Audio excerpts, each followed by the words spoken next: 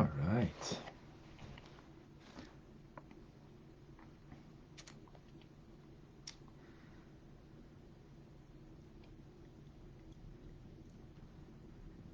All right, folks.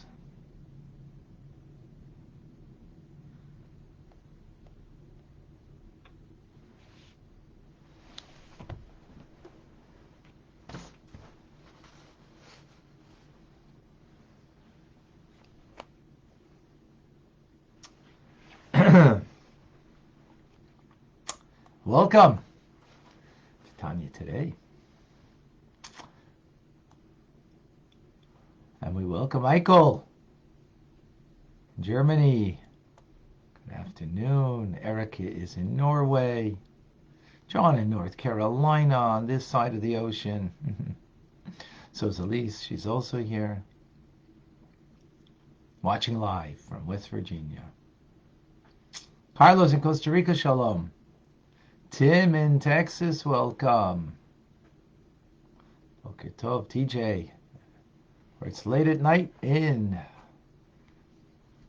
Australia. Melbourne, that is. Diane, good morning to you in Arizona. Jackie's with us in Charlotte, North Carolina. We have Susan in Scranton, Pennsylvania, welcome. Joseph is with us in New Jersey. Davida and Liba in New York. And Eugenia is in Florida on vacation. Enjoy. Who else is joining us? Rena in Colorado. Boker Tov. Jane is with us in the Philippines. Rita in Pennsylvania. Welcome. All right. Eddie in Washington State has joined us. Lynn is in Long Island with us. Deborah in Kitchener. Daphne in South Carolina. Zara is in Malaysia. Henry in Alexandria. Is that? I'm not certain where that is. Glenn, I'm sure I'm pronouncing that wrong. In Florida, Freilich Hanukkah. Julia is in Pennsylvania. Welcome. Robert in the UK. Okay, welcome back, Robert. In the Netherlands, Yvonne is with us. Also, I think that's a welcome back. Jeff Finn is in Michigan. Oh, nice Hebrew writing there. Ahuva in Seattle. Good morning. Mark, Santa Rosa. Alice is in Baltimore with us.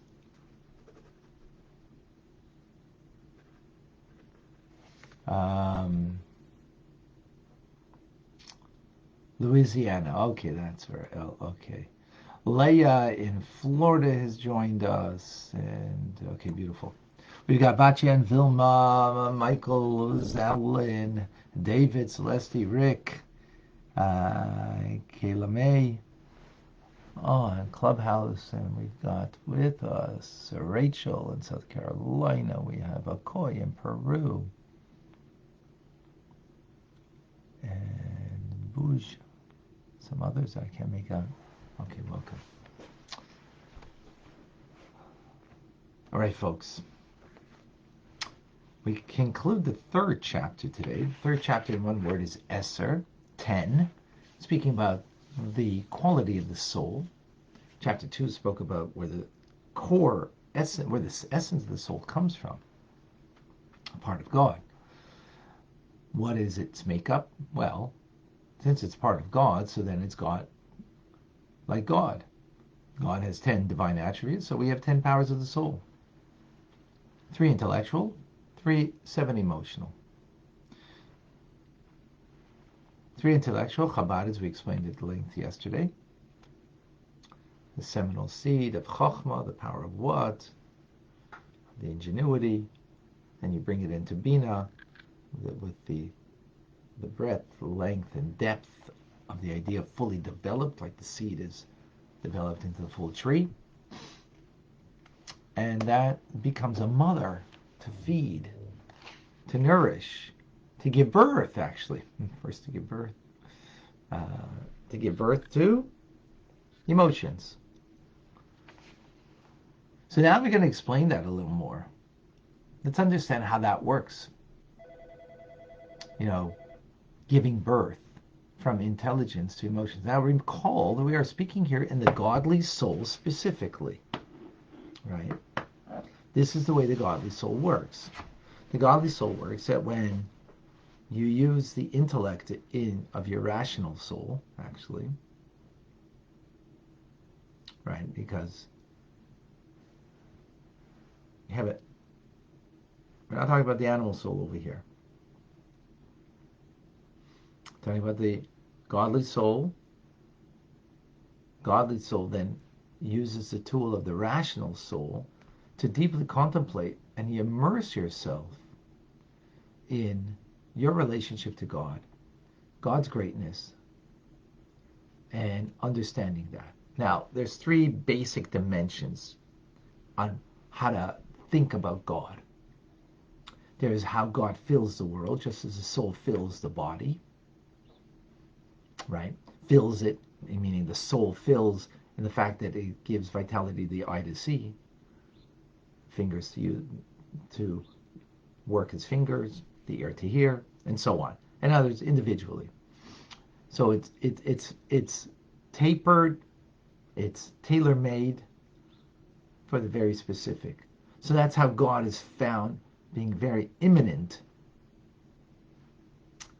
light of God within the world. So there's to contemplate that. There's a lot there, of course, right? To appreciate. Just like, if you take the physical body and you appreciate, the uniqueness of the fingers versus the leg versus the other limbs of the body and so on, and you would, meditate and think about that, that would give you a very,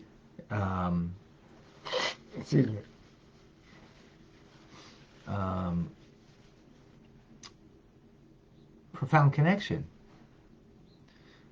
to the soul, the way it animates the body and the uniqueness of it. So that's one form of understanding and appreciating God, the way God fills the world. Then there is the way God is beyond the world. Beyond, but yet relative to the world, beyond it, meaning the light of God that doesn't adapt itself to the specific quality of the created being, right? Or the specific individuality of a created being, but the way God encompasses all of creation, meaning the life force of God that's beyond the capacity of the world to contain it, maintain it, to internalize it. There's a lot there, right? That's beyond. Think about that. Then there's a third dimension.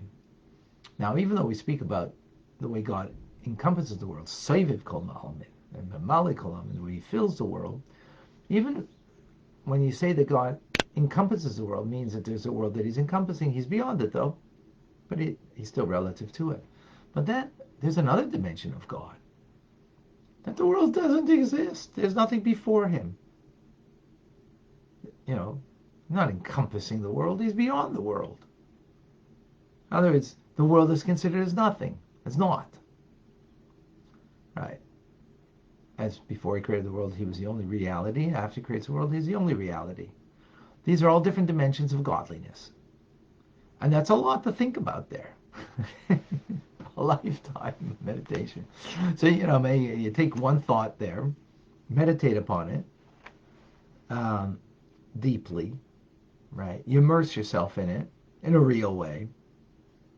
What's that going to do? That's going to create an offspring. It's going to create it's going to bring a birthing process.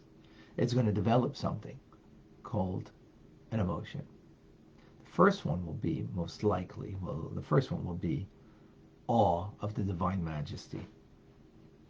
Right? That's going to be in your mind. The first thing is like when you would think about any of these three dimensions we spoke about, or all three, or whatever. It's going to arouse in your mind, right, in your thoughts, a sense of the divine is awesome. It's going to be awesome. And that will bring you to a sense of humility, right? You're going to feel humility. And you might even get even further. Well, not you might. This is how he explains. This is all within the divine soul, right? Through this form of contemplation, then it will bring you to actually a sense of dread of God in your heart. You'll actually feel it in your heart. That will be complete. Now, dread doesn't mean dread of punishment, but like when you're in the presence of greatness, of a great individual, as I was in the sense, in the presence of the Rebbe, in your heart you feel a sense of, when you understood who and what you're standing before, the greatness of, there was a sense in your heart of dread. Not like, oh, he's going to punish me, but he's going to do harm to me. No, not, God forbid, not at all. But you're sensing something awesome, and that awesomeness first is going to be in your mind, and from your mind it's going to feed your heart. It's going to give birth. It's going to give, will bear from that that kind of feeling, right? That's the first thing will probably be when you're in the sense, when you're before something that's divine majesty. The second thing that it will then bring will also bring birth to the attribute of chesed, of kindness, which will be a love, a passion, a fiery passion, a desire and a longing and a yearning of the soul that you want to be connected to God. The fiery flame of a passion. As the soul longs for God, thirsts for Him, which this is the element of fire that's in the soul, right? And the divine soul we're talking about over here, that's in the heart. And that could lead a person with that fiery passion, kind of like, leave the world, leave your constrictions and your confinement of a body. That, Kalei Nefesh, the expiring passion, fiery flame of the soul. It just wants to depart, just like a flame, right? Hanukkah, you see the flames, see how it departs. But then we have also the element of water, which is the moisture that's in the brain. It tells us, come back. The passion wants you to leave, but the mind tells you, no. The mind still remains cool. And it tells you, no, the purpose is here. God's intent is that He wants the soul to be clothed within a body, and therefore will cool down the fiery passion that the soul, the godly soul, is experiencing at that moment, to bring it back, to the sure-footedness of this world. So what we have over here is basically two emotions. Love that we just explained, the fiery, passionate love. You want to bond and connect with God when you have contemplated, in the manner that we just spoke about, at least briefly spoke about. And an awe of God. And those are the two basic emotions. Even though we speak about 7 emotions, they're all internally a love and awe, or a mixture of the two, right? They're all offshoots of them. As we explained, yeah. So what do we have over here? We have Chochmah and Bina. Chochmah being the father, Bina being the mother. Together they produce, they give birth, right? Or both of them together, we call them as mothers giving. They produce offspring, right?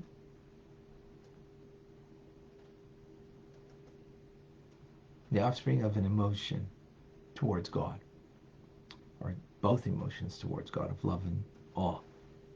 Awe came first because naturally the greatness of God will bring you to a sense of awe before love in most situations, right? When you think about God in the manner that we spoke about. Now the Alter Rebbe adds, there's a third element in the intelligence, and that's called das. As das comes from, Adam knew Eve. He knew her, meaning they had relations, meaning they connected in a very, in a physical way, obviously, but that physical way, a deep connection, deep bond. That's what a union is. And what that means in this instance over here is that through Chachma and Bina, you can have an understand, you can have the ingenuity of the idea and then develop it in Bina and have all of the understanding of how God is immanent, beyond, transcendent, and then the only reality, right? Those three things that we spoke about earlier. You can really get that, and but it may not last. It may not be real because it doesn't go through the quality of das. Das is the quality of that we take this and personalize it, make it real. As the example I always give of a doctor that smokes. I didn't find too often, I'm sure not many of you found doctors that smoke, but I learned this once with a doctor, and he says, I actually know somebody or a couple of people that, the doctors say they smoke.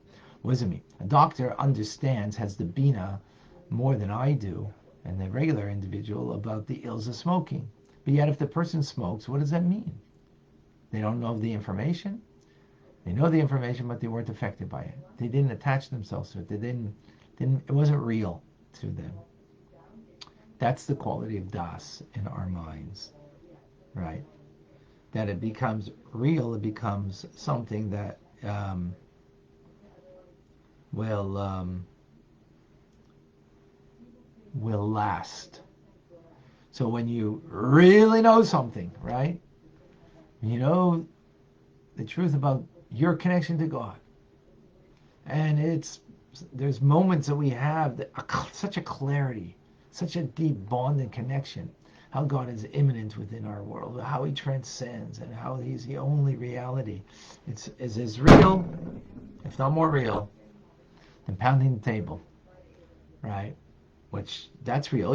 I felt it, I heard it, experienced it.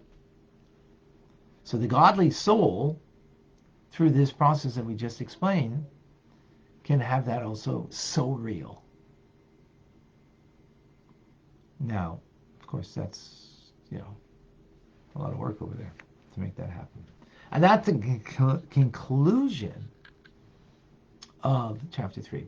So I just want to bring out the idea of to meditate, to think through and meditate over here means not just to think through an idea, but to contemplate in a way that it kind of conjures up a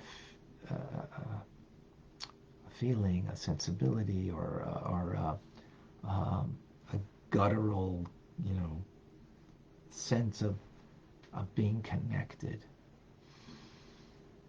Take a moment, just think about how God is not distant, but so close. Close in everything in this world. In every molecule. In every thing. It gives it its unique quality of existence. And at the same time, think about and meditate a moment and let it become kind of real for us how God's way beyond all of this. All-encompassing light, far-reaching beyond, and not able to adapt to anything of creation because it's so great, much greater. But yet, it's here and is real, but beyond.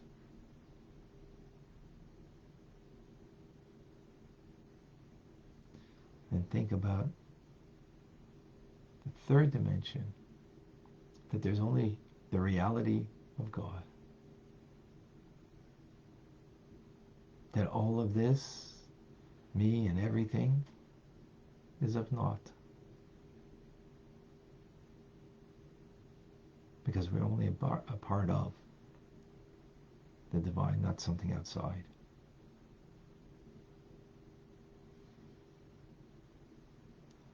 All right.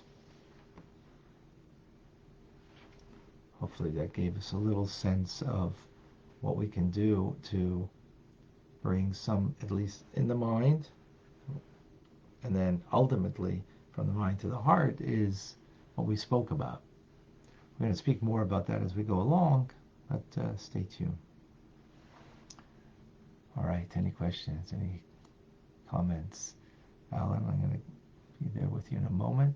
Before I lose the feed, let me take a look here on Facebook.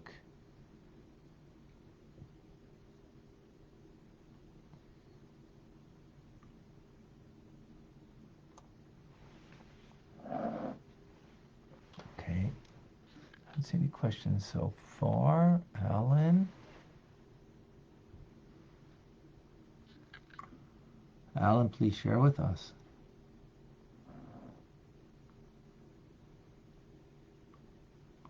Unmute.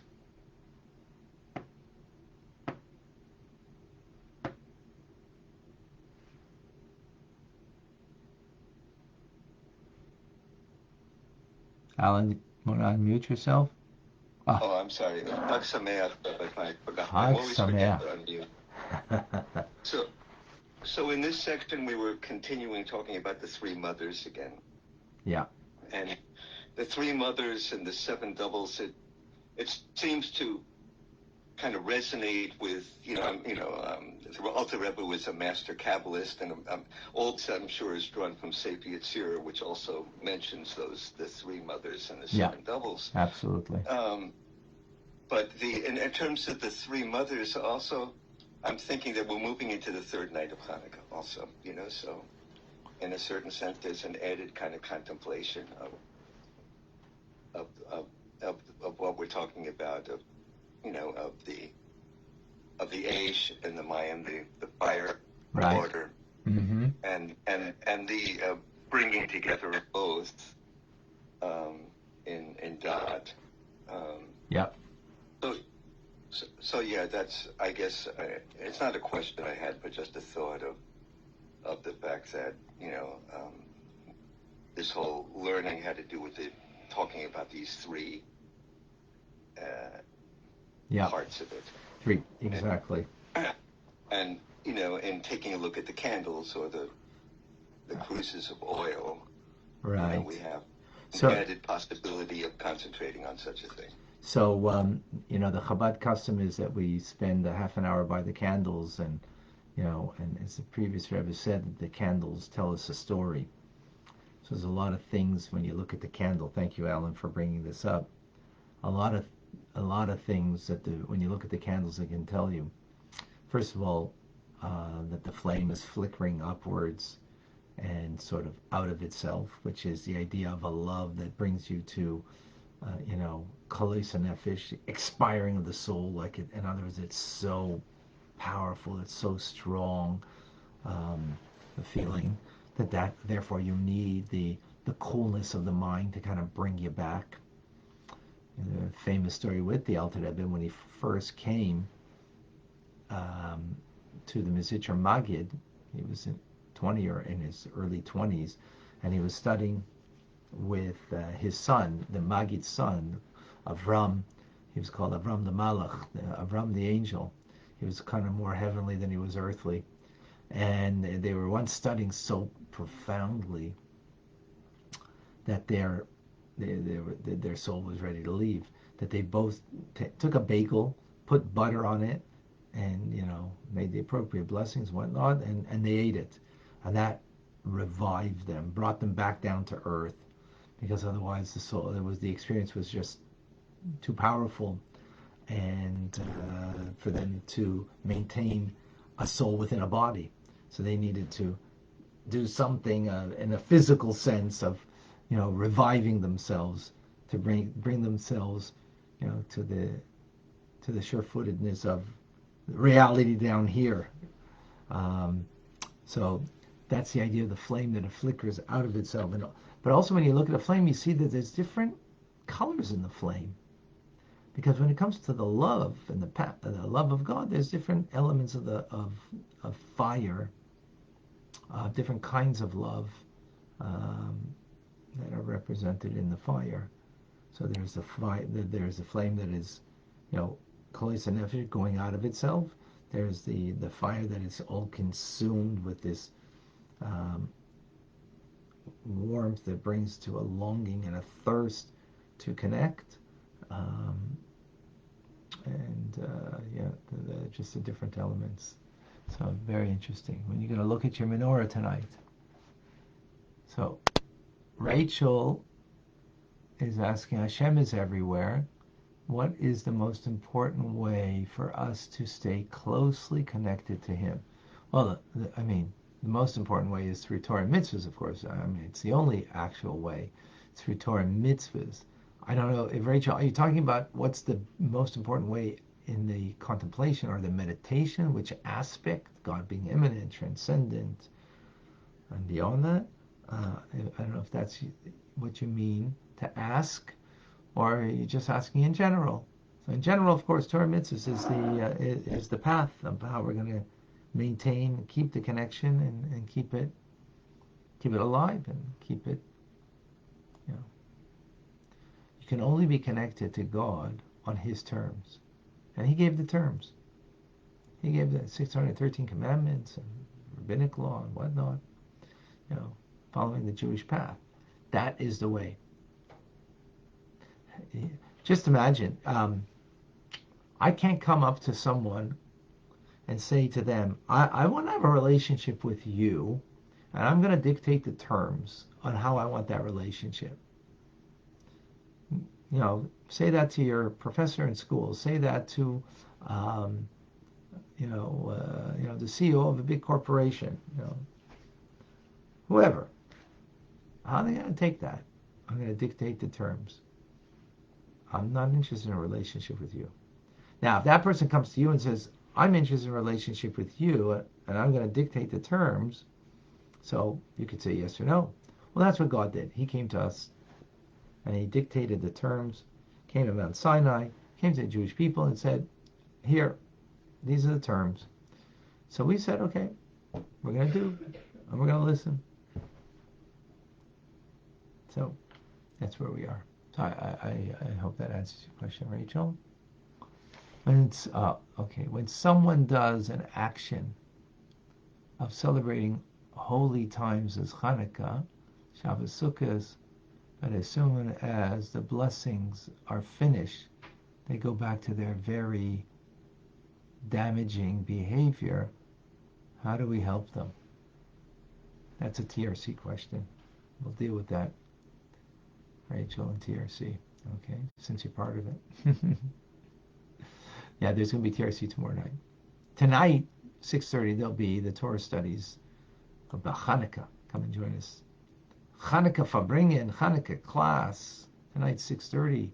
It's on Zoom, 770, 60, 85. Also, it'll be on Facebook, Chabad ZK. All right. Beautiful. All right. I think that's it. I don't see anything else. A little practical question, please. Okay. Where was your question? Robert, with pleasure, but I don't see your question. Unless I missed it.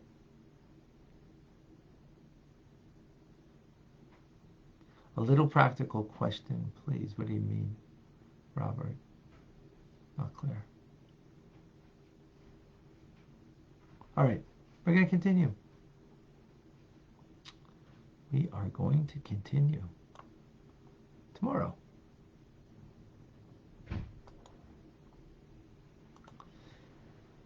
I'm Rabbi Ronnie Fine, coming to you from Chabad Zurich and Kadesh in Montreal, Canada, where it's a privilege and a pleasure to share with you, Tanya. Have an amazing, great day. Afreilach and Hanukkah, second day of Hanukkah. Tonight is the third light. Light up the world, folks. Light up the world. And don't forget, Rambam, coming up in a couple of minutes.